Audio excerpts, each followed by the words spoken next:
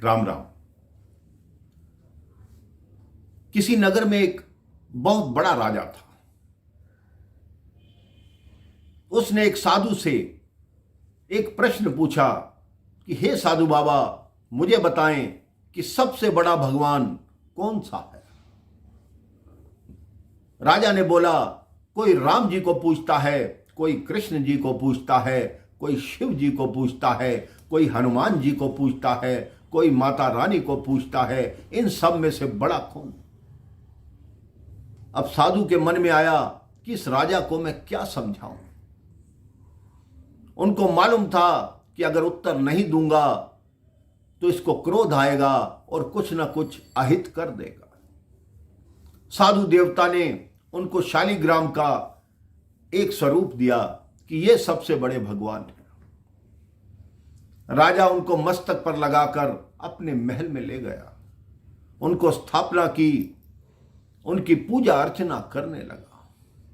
कुछ दिन बीते, उसने देखा शालिग्राम जी के ऊपर एक चूहा बैठा हुआ प्रसाद खा रहा था।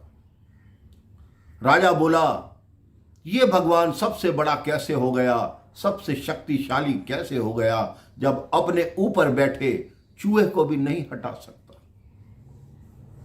उसने कहा, इस शालिग्राम जी को बाहर करो, आज से चूहे की पूजा की जाएगी। चूहे के लिए सोने का पिंजरा बनवाया गया।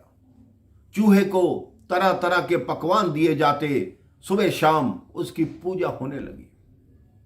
अभी कुछ दिन बीते, जब राजा पूजा करने के लिए आया तो देखा चूहा मरा हुआ। उसने पूछा कि ये चूहा कैसे मरा। उन्होंने कहा, जो हमारे महल में बिल्ली घूमती रहती है वो इसके पिंजरे के पास आई, ये डर के मर गया।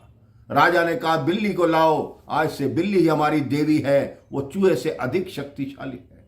अब बिल्ली देवी की पूजा होने लगी। कुछ दिन बिल्ली देवी की पूजा हुई, अब वो महल में घूमती रहती। एक दिन एक कुत्ता आया, वो जैसे ही भौंका, बिल्ली डर कर भाग गई। राजा ने कहा, इसका अर्थ है कि बिल्ली से भी अधिक शक्तिशाली कुत्ता है, आज से इस कुत्ते की पूजा की जाएगी।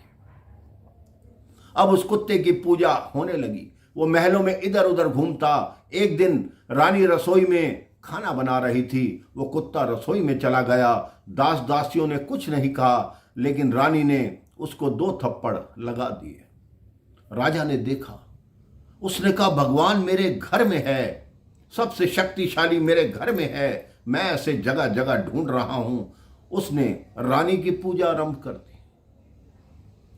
अब एक दिन राजा क्रोध में आया और महारानी को झड़क दिया, उसको 2 चाबुक लगा दिए। फिर राजा ने सोचा, इस रानी से शक्तिशाली तो मैं स्वयं हूं, मैंने अपने आप को ही नहीं पहचाना, मैं ही सबसे बड़ा भगवान हूं।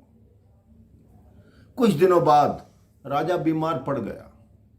जब वो बीमार पड़ा तो उसके मुख से एक ही नाम निकला, हे राम, हे राम, हे राम, हाय राम, मुझे बचाओ।